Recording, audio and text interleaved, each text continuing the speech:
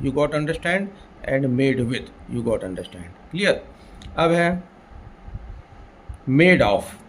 Table is made of would, table is made of would मतलब कहने का है कि जिस मटेरियल से वो चीज़ बनी है और बनने के बाद भी वो मटेरियल उसमें प्रेजेंट दिखाई दे, विजिबल होना चाहिए, वो मटेरियल उसमें विजिबल होना चाहिए। जैसे फाइबर की टेबल है तो फाइबर दिखना चाहिए, वुड की टेबल है, वुड की चेयर है, चेयर बनी हुई है, सपोज़ करो फाइबर की चेयर है।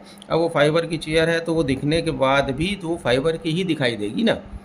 वुड की टेबल है, टेबल जनरली वुड की ही होती है, फर्नीचर जो रहता है। अब वो उस बनने के बाद भी वो उसमें वुड नज़र आना चाहिए, विजिबल होना चाहिए, तो वहाँ पर क्या होता है, मेड ऑफ यूज़ होता है। Table is made of would.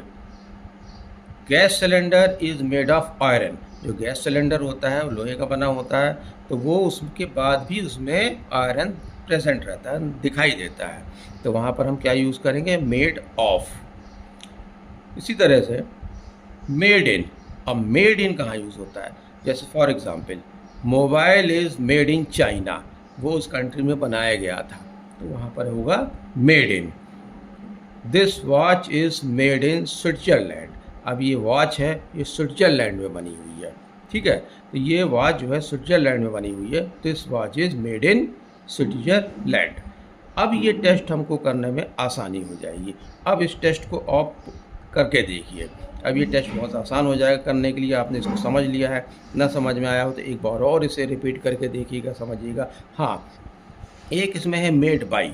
अब इसमें आ जाती है बात कि मेड बाई का यूज़ कहाँ पर करना है।